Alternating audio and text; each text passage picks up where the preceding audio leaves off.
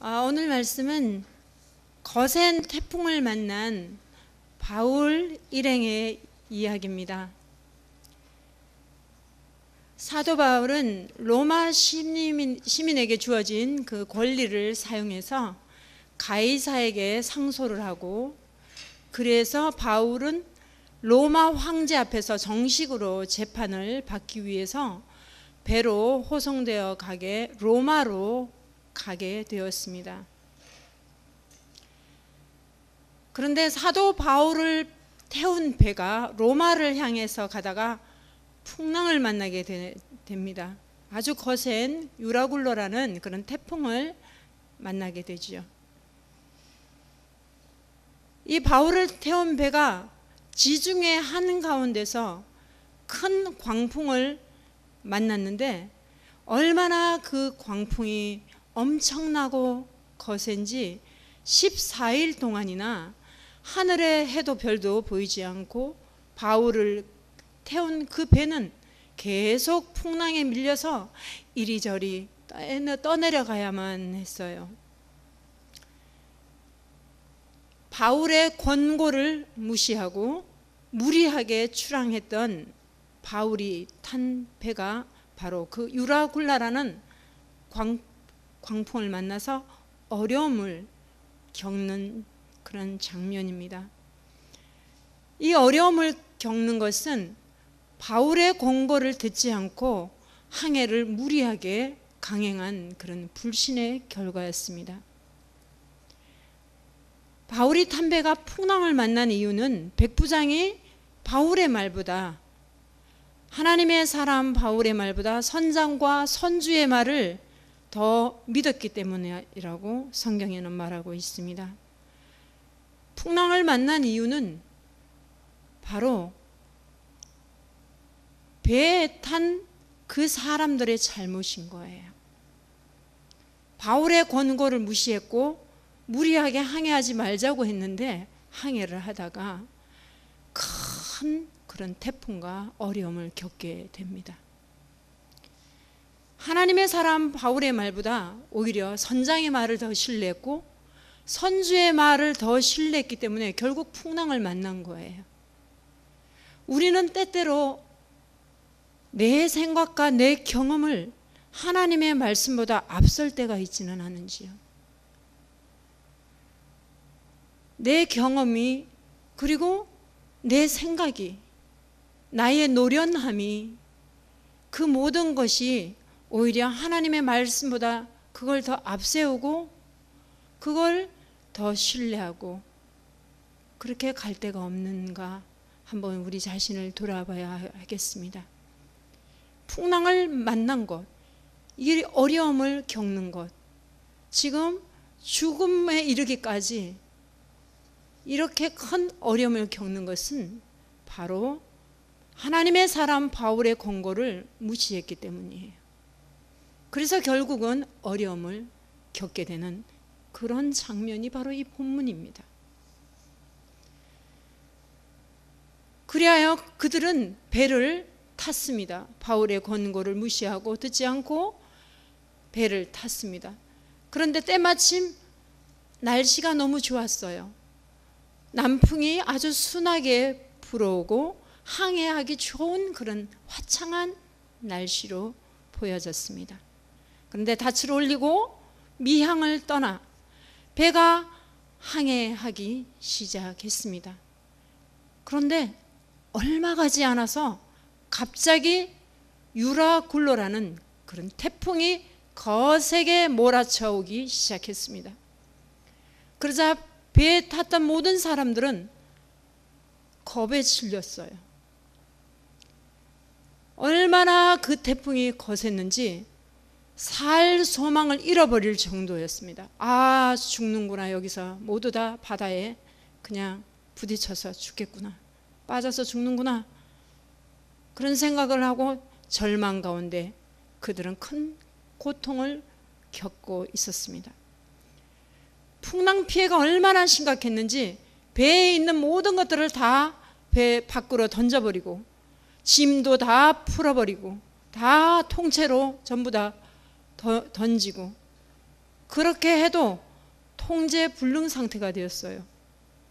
그냥 바람이 부는 대로 이리저리 쫓겨가다가 육지가 보임에도 불구하고 뱃머리를 돌릴 수가 없어서 그저 흘러가는 수밖에 없는 그런 상황이 되었습니다. 그러니까 사람들이 다 탈진했겠죠. 어떻게 했습니까, 여러분? 배가 휩쓸리고 이리 갔다 저리 갔다 배는 계속 흔들리고 하니 사람들이 얼마나 지쳤겠습니까? 토하고 그랬겠지요. 얼마나 심했겠습니까? 탈진하고 그들은 절망하고 죽음의 공포에 휩싸이고 그들은 살 소망이 없었습니다. 바울의 일행이 탄 이 배는 지금 로마를 향해서 가고 있는 중이었어요. 바울이 로마로 가는 것은 하나님께서 주신 비전이 있었기 때문입니다. 바울은 죄수의 신분으로 로마로 복음을 전하기 위해서 가는 것입니다. 그런데 순풍에 의지하여서 순항을 잘하던 배가 갑작스런 태풍에 휘말리게 된 거예요. 이 유라굴로 광풍은 북동풍이라는 뜻을 가지고 있는데 태풍 이름이에요.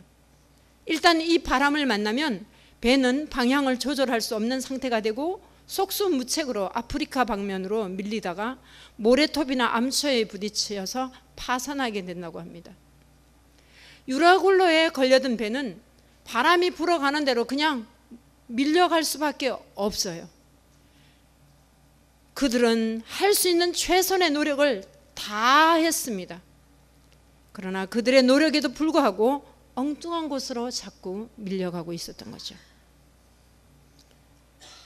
구원의 여망이 전혀 보이지 않았습니다. 완전히 없어졌죠. 항해를 하는 데서 가장 중요한 게 뭘까요? 방향이 가장 중요합니다. 방향을 잃어버리게 되면 배는 헤맬 수밖에 없게 되죠. 배의 방향을 잡는 것은 바로 나침반이죠. 이 나침반이 없던 그런 시절에는 해와 달을 보고 방향을 잡기도 했다고 합니다. 그런데 여러 날 동안 해도 별도 보이지 않고 큰 풍랑이 그대로 있으니까 구원의 여망이 완전히 없어졌다는 거죠. 여러분, 우리는 방향 설정을 잘 했습니까? 여러분과 저는 참으로 방향을 바로 잡고 지금 항해를 하고 있는지요? 우리의 나침반, 하나님의 말씀이고 성경입니다. 바다의 그 풍랑, 잠잠해질 김이 보이지 않고 하늘에 낀 짙은 구름, 낮의 해와 별빛은 완전히 차단이 되고 암흑 같은 그런 칠흑 같은 그런 밤에 이들은 죽음을 고스란히 맞이할 수밖에 없는 그런 상황이었습니다. 배는 완전히 방향을 잃었고 감각을 잃었기 때문에 이제는 절망적인 그런 표류를 하고 있었던 거죠. 그들은 살아갈 희망을 완전히 상실했고 이제는 어떻게 할 수 없는 그런 악천후 속에서는 그냥 절망뿐이었던 거예요. 여러분, 우리의 인생도 마치 항해와 같습니다. 거친 풍랑을 만날 때가 참 많이 있어요. 인생의 항해 가운데 풍랑을 만나는 것은 어느 누구에나 예외가 없습니다. 이 중에 누가 평탄하게 잔잔한 바다에서만 항해했다고 장담할 수가 있겠습니까? 우리 인생에는 참으로 거칠고 우리가 감당할 수 없을 만큼 폭풍이 몰아칠 때가 있죠. 믿음이 약한 사람만 풍랑을 만나는 것도 아니요, 예수님을 잘 믿는 사람도 풍랑을 만납니다. 예수를 안 믿는 사람도 풍랑을 만납니다. 하나님께서 주신 비전을 향해서 바울이 배를 타고 로마로 가고 있다면 풍랑을 안 만나야 되는 거잖아요. 로마로 가는 이 바울은 하나님이 주신 비전, 복음을 들고 로마 가이사 앞으로 가는데 평탄하게 순항하도록 해 주셔야 되잖아요. 우리가 일반적으로 생각할 때. 그러나 풍랑을 만났습니다. 아니, 사도 바울의 삶 전체는 정말 풍랑이었고 거센 파도가 몰아치는 그런 삶이었죠. 그러나 바울은 그 풍랑을 인연하여서 끝까지 하나님의 복음 전하는 이방 사도로 그의 사명을 감당하는 것을 볼 수가 있습니다. 우리 아까 불렀던 찬양이 있잖아요. 고요한 바다로 저 천국 향할 때 이 풍랑이 인연하여서 더 빨리 갑니다. 그런 찬양입니다.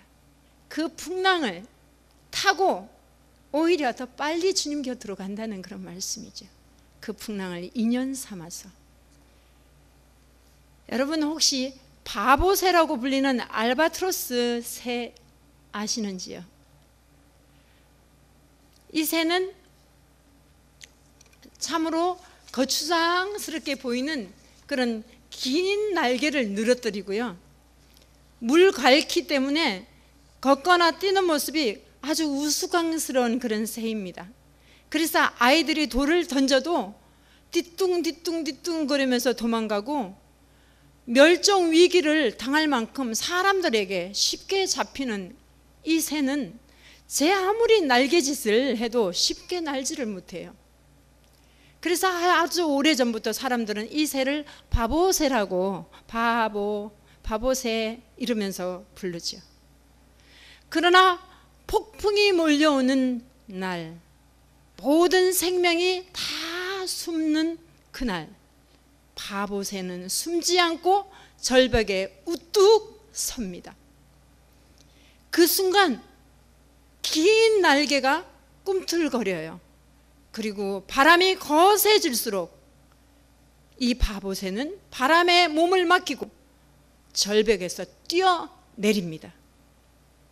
폭풍을 치는 그때가 바보새에게는 비상할 수 있는 기회인 거죠. 양 날개를 다 피면은요 3m가 넘는 길이고요.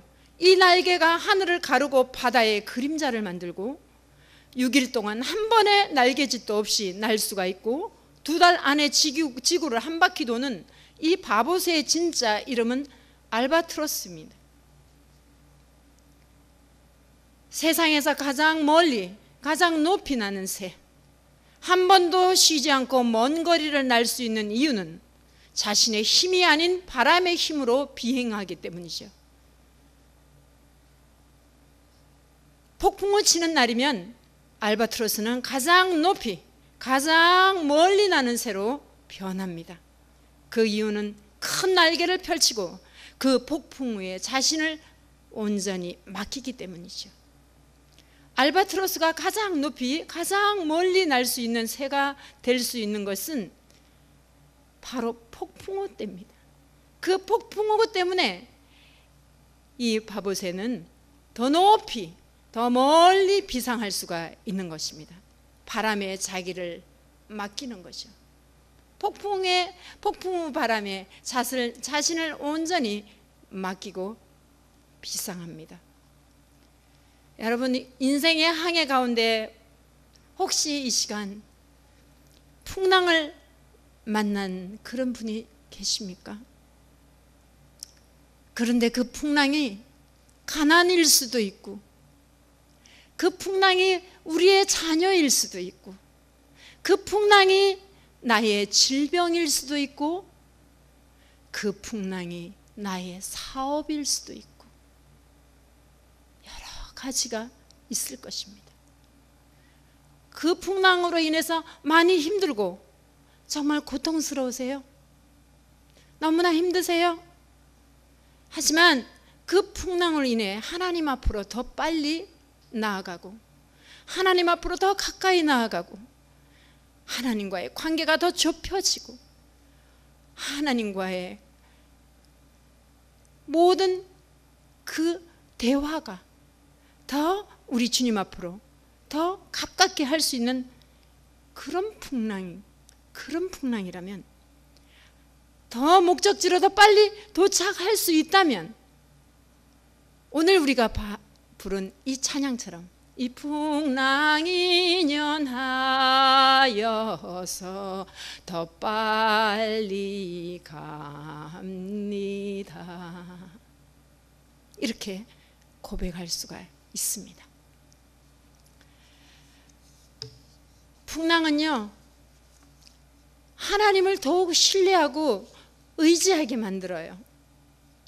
우리가 우리 삶의 이 모든 풍랑 때문에, 모진 풍랑 때문에 우리가 얼마나 하나님을 신뢰하고 의지하게 됩니까? 바울이 탄 배가 유라굴로라는 정말 엄청난 그 광풍 앞에서 배에 탄 사람이 할 수 있는 것은 아무것도 할 수 없었어요.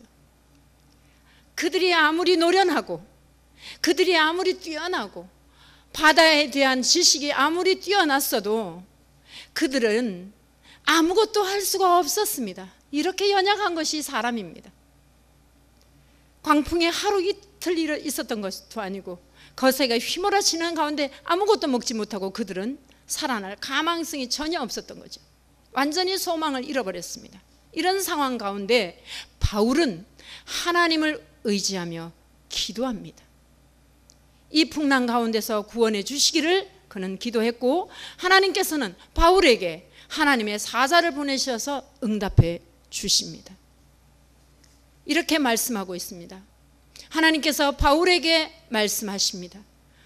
내가 속한 바 곧 내가 섬기는 하나님의 사자가 어젯밤에 내 곁에 서서 말하되, 바울아 두려워하지 말라. 내가 가이사 앞에 서야 하겠고 또 하나님께서 너와 함께 항해하는 자를 다 내게 주셨다 하였으니, 그러므로 여러분이여 안심하라. 나는 내게 말씀하신 그대로 되리라고 하나님을 믿노라 하고 바울은 선포했습니다. 바울은 사람들을 안심시켰습니다. 자신에게 말씀하신 그대로 되리라고, 하나님을 믿노라고 그는 담대히 외치고 자신 있게 말했습니다. 바울은 두려움에, 절망에 사로잡혀 있는 사람들에게 소망의 메시지, 희망의 메시지를 주었습니다. 죄인의 신분으로, 죄수의 신분으로 바울은 배를 탔지만 어느 순간 바울은 죄수에서 신분에서 지도자의 신분으로 배를 이끌어가는 지도자의 자리에서 서게 되었습니다. 여전히 파도는 치고 수위가 낮아진 것도 아니고 어제와 똑같은 고난과 풍랑이 일지만 계속되고 있지만, 그럼에도 불구하고 바울은 두려워 말고 안심하라고 말하고 있습니다. 풍랑 만난 사람들을 격려하고 그들에게 소망을 심어 주었던 거죠. 여러분, 우리가 기도해도 때로는 상황이 변하지 않을 때가 얼마나 많이 있습니까? 아무리 우리가 몸부림치며 하나님 앞에 아뢰어도 도무지 상황이 바뀌지 않는 그런 순간들이 얼마나 우리에게 많았냐고요.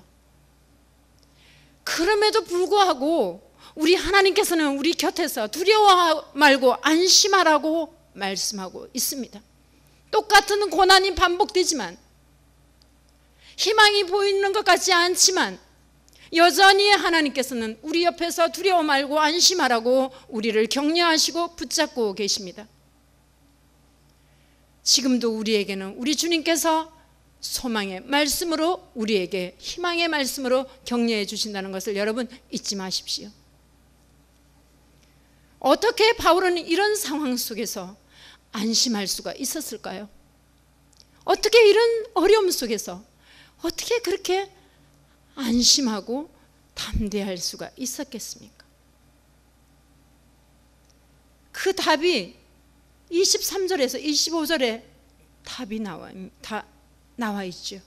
내가 속한 바 곧 내가 섬기는 하나님의 사자가 어젯밤에 내 곁에 서서 말하되, 바울아 두려워 말라. 내가 가이사 앞에 서야 하겠고 또 하나님께서 너와 함께 항해하는 자를 다 내게 주셨다 하였으니, 나는 내게 말씀하신 그대로 되리라고 하나님을 믿노라.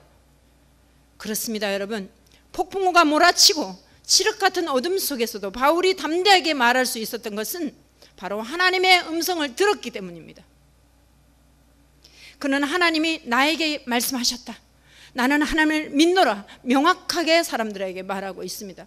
그는 하나님의 말씀을 들었기 때문에 어떤 상황도 두렵지가 않았습니다. 그가 믿는 하나님이 말씀하셨기 때문이죠. 상황이 어떠하든 그것은 문제가 될 것이 없었습니다. 왜냐하면 하나님의 음성을 들었기 때문이죠.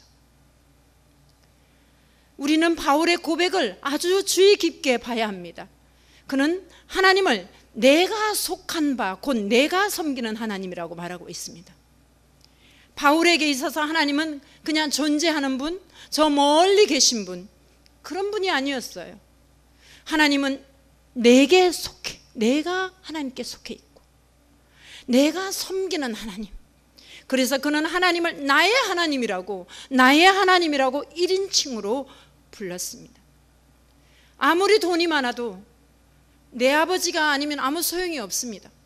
아무리 권력이 있어도 내 아버지가 아니면 아무 소용이 없습니다. 바울에게 있어서 하나님은 나의 하나님, 나의 하나님, 나의 하나님이었습니다. 천지를 창조하시고 풍랑을 다스리는 하나님이 바로 나의 하나님이라는 것입니다. 그렇기 때문에 그는 흔들리지가 않았습니다. 우리 역시 마찬가지입니다. 하나님이 우리에게 늘 1인칭이 되어야 됩니다. 예수님은 나의 구주, 나의 구세주, 나를 위해서 이 땅에 오셨습니다. 그가 십자가에 죽으신 것은 나를 위해서, 죄 건지시기 위해서 오셨고 십자가에 못 박혀 돌아가셨고, 예수님의 십자가는 나의 십자가요, 예수님의 부활은 나의 부활이요, 나의 생명이요, 나의 능력이라는 말씀입니다. 하나님이 1인칭이 되고 복음이 1인칭이 되고 십자가가 1인칭 되는 것이 이처럼 중요합니다. 나의 하나님, 나의 하나님이죠. 바울의 고백에서 더 한 가지 중요한 사실은 하나님께서 바울에게 바울아 두려워하지 말라, 내가 가이사 앞에 서야 한다 말씀하신 겁니다. 하나님이 바울을 살려주신 것은 바로 사명을 다시 확인시켜 주시기 위함이었습니다. 바울을 살려주신 것, 바울이 가이사 앞에 서야 하기 때문에 하나님은 풍랑 가운데서 바울의 그 사명을 다시 한번 각인시켜 주셨습니다. 이 말은 사명이 있는 사람은 그 사명을 이루기까지 죽을 수 없다는 것이에요. 풍랑을 만나고 어려운 일을 당할 수 있습니다. 하지만 하나님의 뜻을 품은 사람들은 유라굴로 폭풍이 와도 전혀 상관이 없습니다. 하나님은 사명을 가진 사람들, 살아야 할 분명한 목적과 비전이 있는 사람을 끝까지 지켜주십니다. 그러므로 우리는 풍랑이 와도 폭풍이 와도 흔들리지 않는 믿음으로 우리의 사명을 다시금 한번 확인하는 시간이 되시길 바랍니다. 여러분, 여러분의 사명은 무엇입니까? 다시 한번 확인하십시오. 나의 사명은 무엇인지. 사도 바울은 로마로 가서 가이사 앞에 서야 하고 그 앞에서, 그리고 로마에서 복음을 전해야 하기 때문에 그는 죽을 수가 없습니다. 그렇기 때문에 하나님은 바울 한 사람, 그 한 사람 때문에 그 배에 탄 276명의 생명을 살려주셨습니다. 그 절망의 자리에 믿음의 사람 한 사람 바울이 있었다는 것은 너무나 큰 축복이었습니다. 예수 믿는 저와 여러분, 우리 때문에, 나 때문에, 나 한 사람 때문에 풍랑 만난 우리 주위 사람들이 구원을 받을 수 있다면 얼마나 감사합니까? 얼마나 큰 일입니까? 이것이 교회가 존재하는 이유고 성도들이 전도해야 하는 이유입니다. 바울 한 사람 때문에 완전히 상황이 반전되었죠. 풍랑이 휘몰아치자 인간의 지식과 인간의 경험과 인간의 그 모든 것은 여지없이 무너지고 말았지만, 그러나 하나님의 음성을 듣고 확신에 찬 믿음의 고백을 가진 바울 한 사람이, 그 바울 한 사람으로 인해 배에 탄 276명의 사람들이 구원을 받고 살아났습니다. 하나님이 일하시는 이 방법, 하나님의 사람을 통하여서 절망에 빠진 세상에 소망의 빛을 비추십니다. 여러분, 우리를 통하여서 절망에 빠진 사람들, 풍랑을 만난 그 수많은 사람들이 우리를 통하여서 복음을 듣고 소망의 빛으로 나오는 것입니다. 애굽으로 팔려간 여러분 한 사람 요셉을 보세요. 그가 얼마나 풍랑을 만난 인생이었습니까? 요셉처럼 그의 삶이 정말 풍랑을 만난 삶도 없었을 겁니다. 누명을 쓰고 감옥에 들어가고 형제들에게 미움을 받고 시기 질투를 당하여서 구덩이에 빠지고, 정말 그의 삶은 완전히 절망의 늪으로 가는 것 같았습니다. 얼마나 큰 풍랑이었습니까? 요셉에게는 정말로 말할 수 없는 그런 거센 풍랑이었습니다. 그러나 그 풍랑을 이기고, 그가 그 풍랑을 견디고 하나님의 함께 하심으로 그 풍랑 속에서도 그는 생명을 건졌고 많은 사람을 구원하는 그런 요셉이 되었습니다. 그런 요셉이지 않겠습니까? 우리 한 사람 한 사람이 너무나 중요합니다. 풍랑이 휘몰아치는 그런 바다 가운데 한가운데서 나는 하나님을 믿노라 하며 자신 있게 외쳤던 바울, 인생의 그 풍랑 가운데서도 절망하지 않고 하나님을 믿음으로 세상을 이기는 성도, 세상을 이기는 우리 모두가 되기를 간절히 소망합니다. 사랑하는 여러분, 풍랑은 지나갑니다. 하나님이 함께 하시기 때문이죠. 우리는 풍랑을 크든 작든 인생의 후반에 있든 전반에 있든 우리에게 주어진 그런 총량의 고통이 있습니다. 그러나 그 고통 속에서는 누가 함께하고 있습니까? 하나님이 함께하고 계시고, 우리 옆에서 두려워 말라 내가 너와 함께한다, 두려워 말라 내가 가이사 앞에 서야 한다, 두려워 말라 내가 할 일이 있고 너의 사명이 있다, 이렇게 우리에게 격려하시는 거죠. 그래서 우리는 그 풍랑을 인연하여서 그 풍랑을 타고 하나님께 맡기고 우리는 그 풍랑을 지나가는 겁니다. 그날 하나님 앞에 서는 날,